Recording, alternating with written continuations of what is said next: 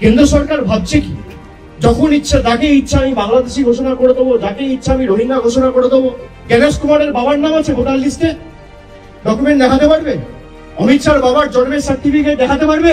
প্রধানমন্ত্রী থেকে শুরু করে ক্যাবিনেটে যারা মন্ত্রী রয়েছে, স্বাস্থ্যমন্ত্রী, প্রতিরক্ষা মন্ত্রী, শিক্ষামন্ত্রী, অর্থমন্ত্রী, রেলমন্ত্রী, তার বাবার ঠাকুরদার জন্মের সার্টিফিকেট দেখাতে পারবে।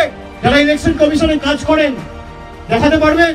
স্থানীয় যারা বিজেপির নেতারা যদি এখানে ঢোকেন, ঘিরে ধরবেন এদেরকে, বলবে বাবা ঠাকুরদার সার্টিফিকেট নিয়ে আয়, তারপর প্রচার করতে আসবে। বাবা ঠাকুরদার সার্টিফিকেট নিয়ে আয়, তারপর প্রচার করতে আসবি। বেঁধে রাখবেন, বেঁধে রাখবেন গাছে, পোস্টে বেঁধে রাখবেন, হাত তুলবেন না। আমরা শান্তিতে বিশ্বাস করি। বলবেন সার্টিফিকেট নিয়ে আয়, তারপর তো তৈরি খুলবে। যা, তোর বাবার সার্টিফিকেট, বাবার বার্থ সার্টিফিকেট, তোর দাদুর বার্থ সার্টিফিকেট, তোর ঠাকুরদার বার্থ সার্টিফিকেট, আর তোর দিদিমার বার্থ সার্টিফিকেট, তোর অমিত শাহ, মোদী সরকার যে আমাদের থেকে সার্টিফিকেট চেয়েছে, আগে তোরা সেই সার্টিফিকেট মানুষকে দেখা, তারপর কাগজ চাইবি মানুষের।